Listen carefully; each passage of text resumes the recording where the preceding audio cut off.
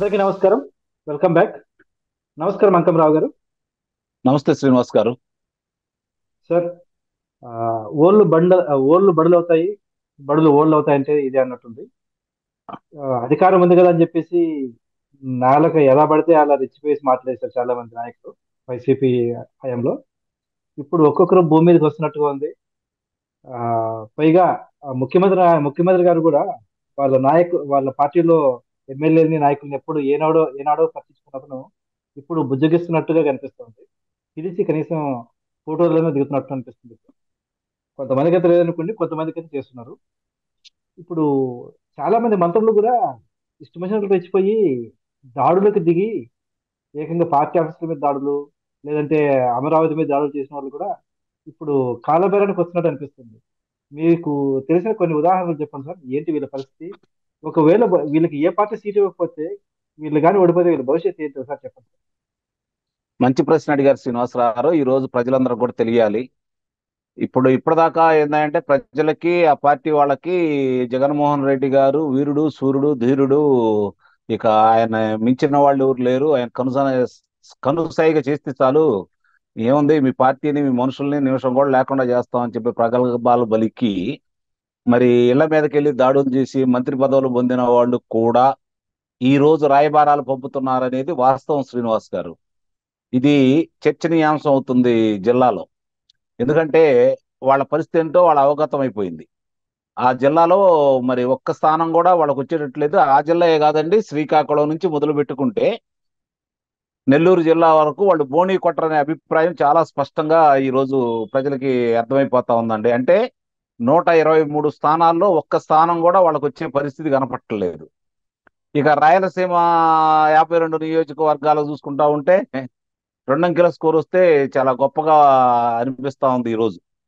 ఎక్కడ పట్టినా ఒక జిల్లా కాదండి. ఇప్పుడు గతంలో పెట్టరేగిపోయి మాట్లాడిన మంత్రులు మీరు ఒకసారి చూసుకోండి. గత వారం రోజుల నుంచి వాళ్ళ నోళ్లు మూతపడిపోయినాయి. ఏదో ఒకళ్ళిద్దరు అడ్డగాడిదలు ఏదో మాట్లాడుతున్నారు తప్ప మిగిలిన వాళ్ళందరూ కూడా ఆ, కనీసం ప్రసార మాధ్యమాల ముందుకు కానీ లేకపోతే పత్రికల ముందుకు కానీ వచ్చి వాళ్ళ అభిప్రాయాలు చెప్పట్లేదండి. గుర్తుంచుకోండి. గత 4 సంవత్సరాల 6 నెలల కాలంలో ఏ కార్యక్రమం జరిగినా సకల శాఖ మంత్రి గారే వచ్చి మాట్లాడేవాళ్ళు. ఈ రోజు బుజ్జగింపు కార్యక్రమంలోనే బొత్స సత్యనారాయణ గారు వచ్చి మాట్లాడుతూ ఉన్నారు. అసలు విషయం ఏంటంటే బొత్స సత్యనారాయణ గారే పోటీ చేయట్లేదనే వాదన కూడా వినపడతా ఉంది. అది ప్రజల్లో, ఎందుకంటే చాలా స్పష్టంగా వాళ్ళకి అర్థమైపోయిందండి ఒక విషయం. ప్రజల్లో మనకు లేదు. ప్రజలు చాలా విస్పష్టంగా తీర్పు ఇవ్వడానికి సిద్ధంగా ఉన్నారు.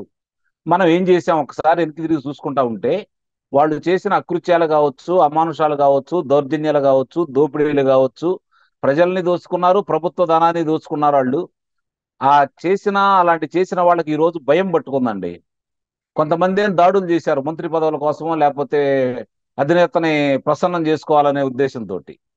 ఈ రోజు బొమ్మ తిరగబడిపోయింది. వాళ్ళకి పరిస్థితి అర్థమైపోయింది. కనీసం ధరావత్తు కూడా ఆ అలాంటి నాయకులు ఈ రోజు పోటీ చేస్తే ధరావత్తు కూడా వచ్చే పరిస్థితి అయితే కనిపించటం లేదు. రోజు రోజుకి క్షీణించిపోతా ఉన్నారు. ఇప్పుడు ఎలా ఉంటదంటే అనారోగ్యం చేసిన వాళ్ళు ఏ విధంగా అయితే క్షీణించిపోతా ఉన్నారో వాళ్ళకి వచ్చింది మాత్రం అనారోగ్యం కూడా మామూలుది కాదండి, క్యాన్సర్. ఆ పార్టీకి పట్టింది క్యాన్సర్. దాన్ని ముందే కనుక గుర్తించినట్టయితే మొదటి మొదటి రోజే కనుక గుర్తించినట్టయితే ఎంతో కొంత దానికి ఉపశమనం దొరికేది. ఈ రోజు పూర్తిగా, అంటే ఇక ఎక్కడ ఎలాంటి అవకాశం కూడా లేకుండా ఒళ్ళంతా పాగిపోయింది. కాబట్టి దానికి ఈరోజు మందు లేదు, చికిత్స అనేది లేదు. మరి ఇప్పుడు ఏం చేయాలి వాళ్ళు? పక్క చూపులు చూడాలా. పక్క చూపులు చూడాలి అంటే తెలుగుదేశం పార్టీ వాళ్ళు తలుపులు మూసేశారు. జనసేన పార్టీ వాళ్ళు ఇలాంటి వాళ్ళు చేర్చుకునే ప్రశ్నే లేదని చెబుతున్నారు. వాళ్ళకి ప్రత్యామ్నాయ మార్గం ఏమీ కనపట్టలేదు శ్రీనివాస్ గారు. చాలా స్పష్టంగా చూడండి మీరు. ఇప్పుడు ఏదన్నా చెప్పి ఇదిగో ఈ ప్రభుత్వం ఇది చేశాం. ఇప్పుడు నిన్నటిదాకా వాళ్ళు ఏం చెబుతున్నారు? ఇప్పుడు వాళ్ళకి ఎదురైన ప్రశ్న ఏంటో చెప్పమంటారా? నా ఎస్సీలు, నా బీసీలు గురించి మాట్లాడారు కదా. ఈ రోజు బీసీల యొక్క సాధికారిక బస్సు యాత్ర అనేది మొదలు పెట్టారు కదా. ఎవరు ఆధ్వర్యంలో మొదలు పెట్టారు చెప్పండి? చెవిరెడ్డి భాస్కర్ రెడ్డి గారు, లేళ్ల అప్పిరెడ్డి గారు, తలశిల రఘురామ్ గారు. ఇలా ముగ్గురులో ఎవరైనా సరే బీసీలు కానీ ఎస్సీలు కానీ ఉన్నారా? అంటే బీసీల్లో నాయకులు లేరా? బొత్స గారు లేరా? పార్థసారథి గారు లేరా? లేకపోతే ఇంకా వాళ్ళ చాలా మంది మరి మంత్రుల స్థానంలో కూడా ఉన్నారు కదా. వాళ్ళెవరు దానికి పనికిరారా? అంటే ఇక్కడ కూడా మా మీద వివక్ష చూపుతున్నారు కదా అని చెప్పి ప్రశ్నలు ప్రజలు అడుగుతున్నారండి. దానికి వాళ్ళ దగ్గర సమాధానాలు లేవు. ఇక్కడ ఒక మాట సార్, మంత్రులందరికీ ఉమ్. నోటి శాఖ ఇచ్చారు కదా సార్. వాళ్ళందరికీ ఏ శాఖ లేవు, వాళ్ళందరూ ఓన్లీ నోటి పారుదల శాఖ మాత్రం సార్. కరెక్టేనండి, అదే చెప్పేది. అది కూడా మాట్లాడటానికి అవకాశం లేకుండా పోయింది కదా వాళ్ళకి. ఈ రోజు అందుకే నేను ఇందాక మీకు ఉదాహరించాను. గత వారం రోజుల నుంచి ఏ మంత్రి మాట్లాడుతున్నాడో ఒకసారి చూసుకోండి. ఒక మంత్రి కన్నీళ్ల పర్యంతం అయిపోయాడు. ఆ ప్రజల ముందే కళ్ళనీళ్లు పెట్టుకున్నాడు. పరిస్థితి అర్థమైపోయింది. గతంలో ఆయన ఏ విధంగా మాట్లాడాడు, పవన్ కళ్యాణ్ గారి గురించి ఎట్లా మాట్లాడాడు, తెలుగుదేశం పార్టీ గురించి ఎలా మాట్లాడాడు, ఇవాళ అతని పరిస్థితి ఏంటి చెప్పండి. ఇప్పుడు ఇంకో మంత్రి ఇప్పుడు ఏం చేయాలో అర్థం కాకుండా, నేను మీరు అనుమతి కనుక ఇస్తే ప్రజల సమక్షంలో ఎక్కడైతే ఆయన సభ పెట్టాడో అక్కడికి వచ్చి ఆయన కాళ్ళు పట్టుకుంటానంటున్నాడట. ఇది చాలా విచిత్రంగా లేదా? అది ఊహించని పరిణామం. నిజం శ్రీనివాస్ గారు, ఇది వాస్తవం. మీరు ఈ 2-3 రోజుల్లో చూస్తారు, చాలా విచిత్రాలు చూస్తారు ఇంకా. ఇప్పుడు సహజంగా ఎలా ఉంటది అంటే పరిస్థితి, వాళ్ళకి వాళ్ళ భవిష్యత్తు చాలా అర్థమైపోయింది. లోకేష్ బాబు అనే వ్యక్తి ఎర్ర పుస్తకం పట్టుకొని తిరుగుతున్నాడు. దాని పర్యవసానం మన కోసాలు కదిలిపోయినాయి. మన యొక్క మన జాతకాలు మొత్తం ఆయన దగ్గర ఉన్నాయి. కనీసం కాళ్ళన్నా పట్టుకుంటే శిక్షలన్నా ఇవ్వకుండా ఉంటాడేమో, పార్టీలో చేర్చుకుపోయినా పర్లేదు, లేదంటే రేపు పొద్దున పోటీ చేసే అవకాశం కూడా లేకుండా దూరంగా అయినా ఉందాం కానీ ఈ పార్టీలో ఉండలేము అని చెప్పని రాయబారాలు పంపుతున్నారు శ్రీనివాస్ గారు. ఇది ఒకటి బాగా గుర్తుపెట్టుకోవాలి. ఇకపోతే నా ఎస్సీలు అన్నారండి. ఈ రోజు దాడులు అధికంగా జరుగుతుంది ఎస్సీల మీద, అది చాలా స్పష్టంగా తెలుసు. సుధాకర్ అనే ఒక గొప్ప డాక్టర్ గారిని ఆయన మాస్క్ అడిగారనే ఒక నెపంతో, వేరే కారణం కూడా ఉంది కదండి, దానికి నేను తర్వాత చెప్తాను మీకు. ఆయన్ని పిచ్చివాడిగా చిత్రీకరించి ఆత్మహత్య చేసుకునే విధంగా హత్య చేశారు ఒక రకంగా చెప్పాలంటే, అందుట్లో ఎలాంటి సందేహం కూడా లేదు. అలాగే దళిత డ్రైవరు సుబ్రహ్మణ్యం గారిని, మరి వాళ్ళ శాసన మండలి సభ్యుడు స్వయాన ఆయన హత్య చేసి ఇంటి ముందు పడేసి నేనే చంపాను అని చెప్పని రక్షక భటుల దగ్గరికి వెళ్ళేసి ఆయన చెప్పిన తర్వాత ఆయన మీద ఏ విధంగా ఫిర్యాదు తీసుకున్న దాంట్లో ఆయన ఏ విధంగా తీసుకున్నారు. ఈ రోజు ఆయన ఎక్కడున్నాడు? ముఖ్యమంత్రి గారితో పాటు ఆయన ప్రచారానికి సంబంధించి కొన్ని సభలకు సంబంధించి వారి వాహనంలోనే దిగటం కూడా జరిగింది. నిన్నగాక మొన్న ముఖ్యమంత్రి గారి కార్యక్రమం జరుగుతూ ఉంటే ముందు వరుసలో కూర్చొని ఉన్నాడు. అలాగే ఈ రక్షక భటులందరూ పోయి ఆయన అభినందించారు. మరి ఎందుకు అభినందించారో వాళ్లే చెప్పాలి. మరి ఆయన చంపింది దళితుని కాదా? మాస్క్ లేదని చెప్పని, మాస్క్ పెట్టుకోలేదని ఒక వ్యక్తిని ఇప్పుడు చీరాల్లో కావచ్చు, ఇట్లా వరుసనే చూసుకుంటా ఉంటే ఎంతమంది ఈరోజు అమానుషంగా వాళ్ళ యొక్క అకృత్యాలకు బలైపోయారు. వాళ్ళందరూ ఈరోజు వాళ్ళకి బంధువులు ఉండరా? వాళ్ళ గురించి ప్రజలకు తెలియదా? చదువుకున్న ఎస్సీ ఎస్టీ విద్యార్థులకు తెలియదా? విద్యార్థినిలకు తెలియదా? లేకపోతే ఈ రోజు చరవాణిని చేతిలో పట్టుకొని పొలం పనులకు వెళ్తున్న వాళ్ళందరికీ ఈ విషయాలు క్షుణ్ణంగా తెలుసు కదా. అయినా సరే నా ఎస్సీలు నా బీసీలు అని చెప్పని పెత్తందారులకి పేదలకు మధ్య యుద్ధం అని చెప్పి బయలుదేరాడు కదా. ఇప్పుడు ఒకటి చెబుతున్నానండి, అంగన్వాడీలు పెత్తందారులా, లేకపోతే మామూలుగా ఇప్పుడు జరుగుతున్నటువంటి మున్సిపల్ సిబ్బంది వాళ్ళు పెత్తందారులా, లేకపోతే ఈ ఇంటింటికి తిరిగి కార్యక్రమాలు నిర్వహించే వాలంటీర్లు పెత్తందారులా? వాళ్ళు ఇప్పుడు ఎవరి మీద పోరాటం చేయాలనుకుంటున్నారు? అంటే పెత్తందారు ఎవరు? ఈ రోజు దానికి సమాధానం ఉందా వీళ్ళ దగ్గర? అంగన్వాడీల పరిస్థితి ఏందండి? ఆ రోజు తెలుగుదేశం ప్రభుత్వం అధికారంలో ఉండగా 2 పర్యాయాలు 4,800 ఉన్న దాన్ని మరి వాళ్ళు 5,700 రూపాయలు పెంచి 10,500 రూపాయలు ఇచ్చారు కదా. అంటే ఆ రోజు పెంచింది ఎవరు? చంద్రబాబు నాయుడు గారే కదా, అదే ప్రభుత్వం కదా. ఈ రోజు పెన్షన్ల గురించి మాట్లాడుతా ఉన్నాడు. తెలుగుదేశం ప్రభుత్వంలో మొట్టమొదట దాన్ని చంద్రబాబు నాయుడు గారు 200 రూపాయలు చేశాడు. ఆ రోజు 75 రూపాయలు ఉన్నట్టు దాన్ని రాజశేఖర రెడ్డి గారు 125 రూపాయలు పెంచారండి. ఇది ఒకటి గుర్తుపెట్టుకోండి బాగా. 125 రూపాయలు మాత్రమే పెంచాడు. తర్వాత తిరిగి అధికారంలోకి వచ్చినటువంటి చంద్రబాబు నాయుడు గారు దాన్ని 2,000 రూపాయలు చేశాడండి. అంటే తెలుగుదేశం ప్రభుత్వంలో చేసింది పెంచింది 1,800 రూపాయలండి. గుర్తుపెట్టుకోండి, 1,875 రూపాయలు తెలుగుదేశం ప్రభుత్వం వాళ్ళు చేస్తే, ఇప్పుడు ఈ రోజు వచ్చి 3,000 రూపాయలు చేస్తానన్న ఈ పెద్ద మనిషి ఈ రోజు చూసుకుంటా ఉంటే వాళ్ళ తండ్రి గాని ఆయన గాని పెంచింది 1,250 రూపాయలండి. మరి ఈయన న్యాయం చేసినట్ట, చంద్రబాబు నాయుడు గారు న్యాయం చేసినట్ట?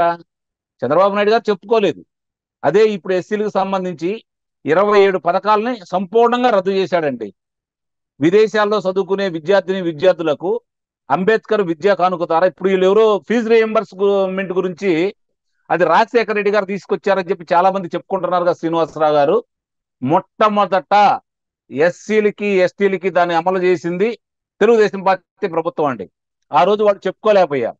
తర్వాత విదేశీ విద్యా కానుక ద్వారా, అంబేద్కర్ విదేశీ విద్యా కానుక ద్వారా విదేశాల్లో చదువుకునే ప్రతి విద్యార్థులకు కులం మతంతో సంబంధం లేకుండా 10 లక్షల రూపాయల రాయితీలు ఇచ్చేసి వాళ్ళని ప్రోత్సహించేసి ఈ రోజు గొప్ప గొప్పగా వాళ్ళు మంచి మంచి సంస్థల్లో పనిచేసే విధంగా ఆ రోజు వాళ్ళకి అవకాశాలు కల్పించింది తెలుగుదేశం పార్టీ ప్రభుత్వం.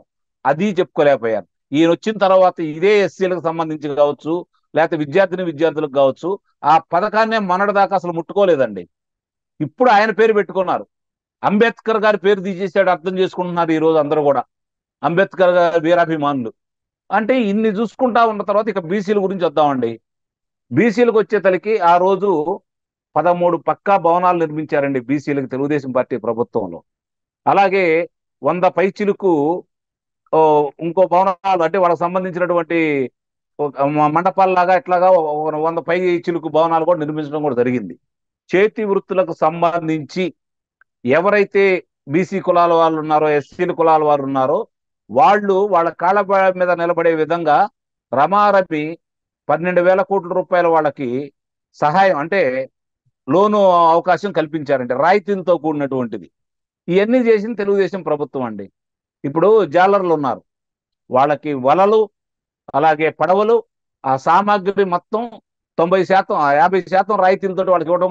వాళ్ళు 56 బీసీలకు సంబంధించి కార్పొరేషన్లు ఏర్పాటు చేశారు కదా, దాంట్లో ఎంతమంది సభ్యులు నియమించారు, ఎంతవరకు ఖర్చు చేశారు, ఆ బీసీలకు కావచ్చు లేకపోతే ఎస్సీలకు కావచ్చు, చదువుకోవడానికి కావచ్చు, లేకపోతే వాళ్ళ వృత్తిపరంగా సంబంధించినటువంటి ఎవరికైనా సరే 10 లక్షల రూపాయలు ఈ రోజు లోన్ అంటూ ఇవ్వగలిగారా?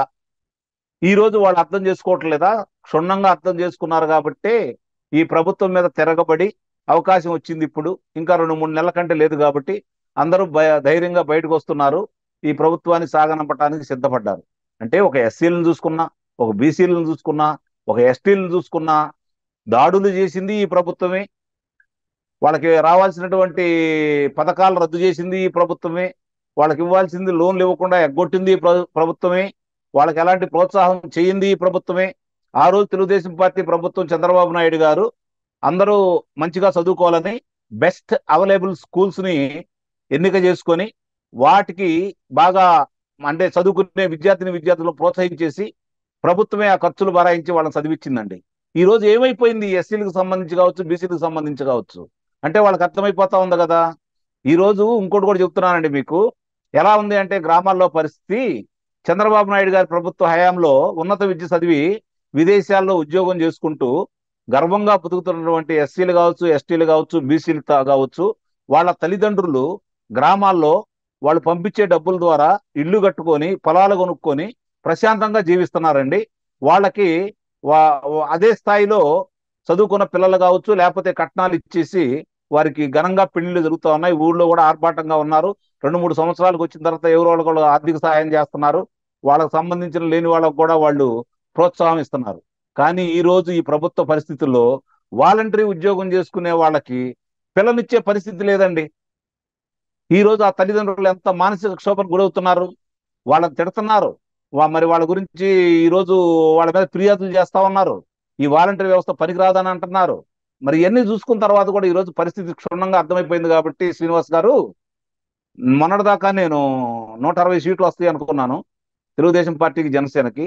ఇవాళ చూస్తూ ఉంటే అది 170 దాకా ఎగబోతుందండి. అది మరి చూస్తూ ఉంటే అది 170 ఏమో కూడా ఆశ్చర్యానికి గురి అవ్వాల్సిన పరిస్థితి కనపడతా ఉంది. ప్రజల యొక్క ఆగ్రహవేశాలను చూస్తూ ఉంటే, మరి నాయకుల యొక్క పలానావాదం చూసుకుంటా ఉంటే సంపూర్ణంగా ఎట్టి పరిస్థితుల్లో కూడా తిరిగి అవకాశం మళ్ళీ ఎవరికైనా ఏ కోశానైనా ఎక్కడన్నా అభిమానులకి, వీరాభిమానులకి మళ్ళీ మా పార్టీ వచ్చిందనే ఆశ కూడా లేకుండా చేయడానికి ప్రజలు సిద్ధంగా ఉన్నారు. శ్రీనివాసరావు చూద్దాం సార్. ముందుగానే చేతులు ఎత్తేస్తున్నట్టుగా కనిపిస్తుంది. ఇది నిజంగానే చేతులు ఎత్తేస్తున్నారా లేకపోతే ఇదేమన్నా వ్యూహమా చూడాలి మరి కాస్త. బట్ వ్యూహాలేం లేవండి, వ్యూహాలేం లేవు, ఇంకా వ్యూహాలేం లేవు. వ్యూహం పోయింది, వ్యూహం ప్రతి వ్యూహం పడే అవకాశం లేదు. వాళ్ళకి వ్యూహం ఏం లేదు, రక్షణ వాళ్ళకి. ఈ రోజు ఎట్లా రక్షణ దొరికిద్దని చెప్పని వెంపర్లాడుతున్నారు, దానికోసం పరిగెడుతున్నారు అంతే. చూద్దాం సార్. ఆ, ఎంత ఒకవేళ ఎంత కాళ్ళు పట్టుకున్నా ఏం పట్టుకున్నా కూడా అధికారంలోకి వచ్చాక మాత్రం గీత దాటిన వాళ్ళని ఖచ్చితంగా ఆ, నిస్సందేహంగా అండి, ఎలాంటి అవకాశం కూడా లేదు వాళ్ళని. అందుకే ఆయన ఎర్ర పుస్తకం పట్టుకొని తిరుగుతున్నాడు. వాళ్ళకి అవకాశం కూడా లేదండి. వాళ్ళందరికీ న్యాయపరంగా చట్టపరంగా శిక్షలు వేస్తాడు. వీళ్ళలాగా దౌర్జన్యాలు చేయించడు, పగ తీర్చుకోడు. కానీ చట్టపరంగానే అన్ని విధంగా వాళ్ళు ఏ చేసి అక్రమాలు చేశారో, రాష్ట్రానికి ఎంత అన్యాయం చేశారో ప్రజలందరికీ తెలియజేసి వాళ్ళకి శిక్షలు ప్రజా కోర్టులోనూ శిక్షిస్తాడు. అలాగే న్యాయస్థానాల్లో కూడా సరైన శిక్ష పడిద్దని నేను భావిస్తున్నాను. ధన్యవాదాలు సార్, మీ స్పందన తెలియజేసినందుకు. చూద్దాం.